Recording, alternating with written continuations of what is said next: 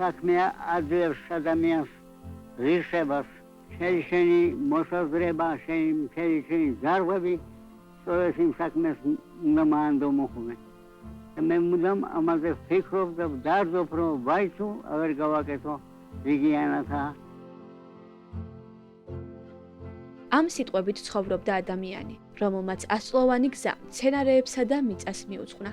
მებაღე დეკორატორი მიხეილ მამულაშვილისთვის შრომა ღირსების საზომი იყო. სწორედ ამ რწმენით შექმნა ბაღი, რომელიც საუკუნეზე მეტია მისი ცხოვრების ცოცხალ მემკვიდრეობად რჩება. ეს ყველაფერი ამ ადამიანმა თავისი დიდი შრომით შექმნა. არავისგან დახმარება არ მიუღია არაფერი.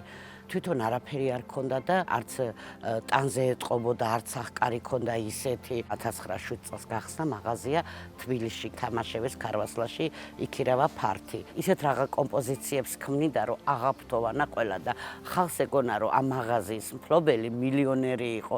რა იცოდნენ, რომ მეო თბილისში საკუთარი ბინაც არ მქონდა და ბინა ქონდა, ოთახი ქონდა, ნაქირავები და იქ ცხოვრობდა. მიხეილ მამულაშვილი 1873 წელს მცხეთაში, გლეხის ოჯახში დაიბადა. ბავშვობიდან სიღარიბეში იზრდებოდა. 5-6 წლის ასაკიდან კი ყვავილებითა და ქვევით თამაშობდა. ასე დაიწყო მისი განსაკუთრებული ურთიერთობა ბუნებასთან. 1890 წელს თბილისის საბაღოსნო სასწავლებელი დაამთავრა. 3 წლის შემდეგ კი მცხეთაში საკუთარი ბაღის გაშენებას შეუდგა. წლების განმავლობაში ეს ადგილი უნიკალურ სივრცედ იქცა, სადაც ასეულობით სახეობის მცენარე იზრდებოდა. მისი განსაკუთრებული ცოდნისა და სიყვარულის გამო ყვავილების ჯადოქარს და მცხეთელ მინდიას უწოდებდნენ. ძალიან ადრე დგებოდა, ვერავინ ვერ ასწრებდა პაპას ადგომას, ბაღში ფუსფუსი. მისი ყოველდღიური საქმიანობა ეს იყო, დაღამებამდე ბაღში იყო. ყველაფერი იცოდა, წყალი როგორ უნდოდა, რა სჭირდებოდა, როგორ სჭირდებოდა. ასე ამბობდნენ, რომ გამხმარტოთ ისედადებს და მიხეილი ისედადებს, რომ სიცოცხლეს ანიჭებსო. თუმცა მიხეილ მამულაშვილისთვის ბაღი მხოლოდ მცენარეების მოვლა არ ყოფილა. ის იყო ადგილი, საიდანაც ადამიანებსაც ეხმარებოდა. თუ კი ვიმე გზას აცდებოდა, თუ კი ვიმე ობოლი იყო, თუ კი ვიმე მშიერი იყო, უანგაროდ ეხმარებოდა ყველას. მაღაზია რო ქონდა თბილისში გახსნილი, ერთი ეროვნება მოდიოდა, ერთი და იმავე დღეს, დროის ერთი და იმავე მონაკვეთში მოდიოდა და მიქონდა თაიკული. გავიდა წლები და რაღაც დროში აღარ გამოჩნდა და მოიკითხა პაპამ. და აღმოჩნდა, რომ ეს კაცი დაღუპულა. და პაპა თავის სიცოცხლის ბოლომდე უგზავნიდა, სანამ მისი მეუღლესთვის მიქონდა, სანამ მისი მეუღლე ცოცხალი იყო, სიცოცხლის ბოლომდე უგზავნიდა თაიკურს. მისი მეგობრები იყვნენ თავისი დროის გამორჩეული ქართველი მწერლები, პოეტები და საზოგადო მოღვაწეები. პაპას დიდი მეგობრობა აკავშირებდა ილია ჭავჭავაძესთან. მისი ერთ-ერთი დასტური არის ეს ქვევრის სარქველი, რომელიც ილია ჭავჭავაძემ აჩუქა პაპას. ილია ისე არ ჩავიდოდა საგურამოში, პაპასთან რო არ შემოევლო.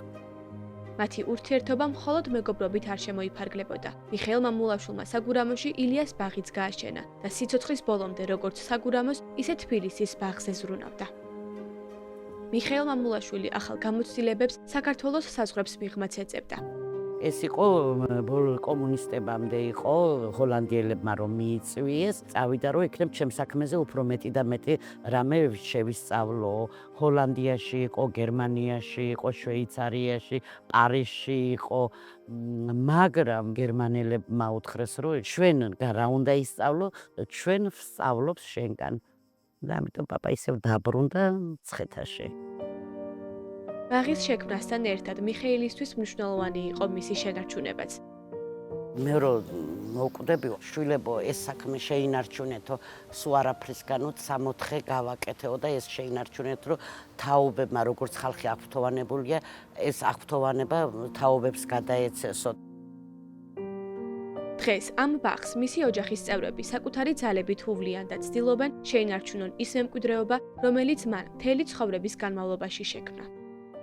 90-იან წლებში თითქმის ყველაფერი განადგურდა, გაიყინა ორანჟერეაში არსებული მცენარეები, მაგრამ ამ ეტაპზე ნელ-ნელა ვცდილობთ ყველაფრის აღდგენას, მოვლას, პატრონობას, რა თქმა უნდა, ისიც მაქვს გაცნობიერებული, რომ ისეთივე ვერ იქნება, რადგან ის, რასაც ის აკეთებდა, მხოლოდ მას შეეძლო. ძალიან გვიხარია, რომ ბევრი ვიზიტორი გვსტუმრობს, როგორც ჩვენი ქვეყნის მოქალაქეები, ასევე უცხო ქვეყნის მოქალაქეები, მოდიან ექსკურსიაზე ბავშვებით და ჩვენ ყველაფერს ვცდილობთ, რომ უფრო მეტად განვავითაროთ ეს ბაღი და უფრო მეტი მნახველი მოვიზიდოთ.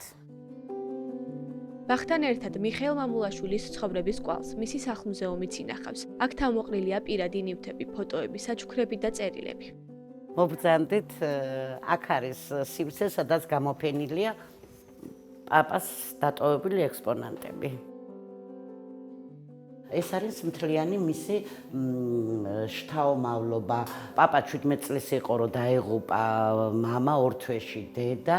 პაპა სწავლობდა ღამე, დღე მუშაობდა, იმიტომ რომ 5 და-ძმანი იყო, ყველაზე უფროსი პაპა იყო, უნდა ერჩინა. პაპას ჰქონდა 14 ჰექტარი მიწა, მთელი თავისი მეურნეობით, სათბურებით, სანერგე მეურნეობა, მეფუტკრეობა, ყველაფერი ჰქონდა, სადაც გამოჰყავდა ხილი საუკეთესო ჯიშები და ურიგებდა სოფლის გლეხებს.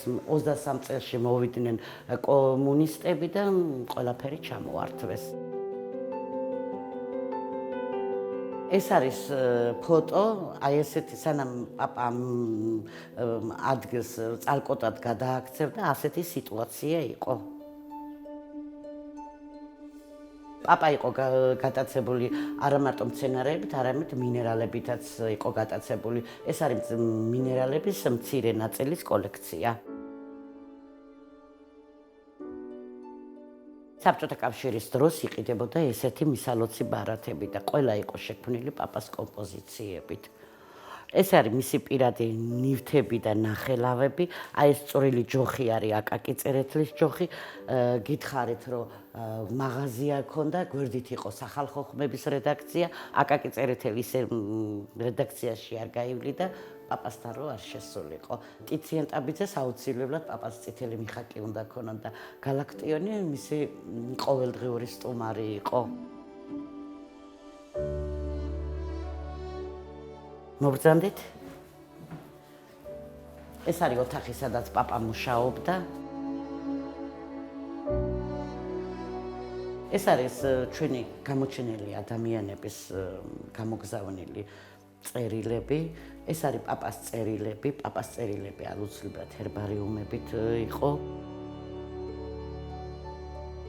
ეს სურათი შოთა რუსთაველის სურათი, უძველესი სურათია. ასლია იმ სურათის, რომელიც ეკუთვნოდა თეკლე ბატონიშვილს, ერეკლე მეორის ქალიშვილს.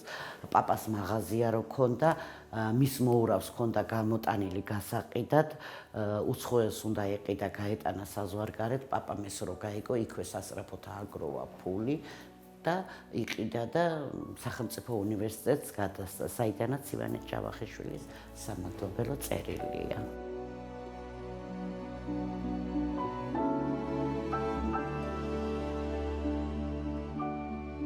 პაპას ერთ-ერთი გატაცება იყო კიდე ჰერბარიუმების შექმნა. ეს საუკუნე გამოვლილი ჰერბარიუმებია. ძალიან ნაზად არის შესრულებული, ძალიან ნატიფი გემოვნების.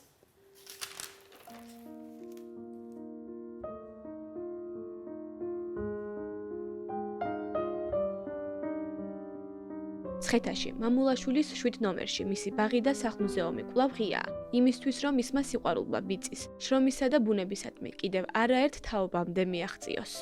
პაპას უიძახდა შვილებს შეაყვარეთ მიწაო, მიწის სიყვარული ასწავლეთო. მიწა გადაარჩენს ქართველებს და საქართველოსო. და ეს ჩამჩა გუნებაში და ხშირად ჩემს შვილიშვილებს ვეუბნები.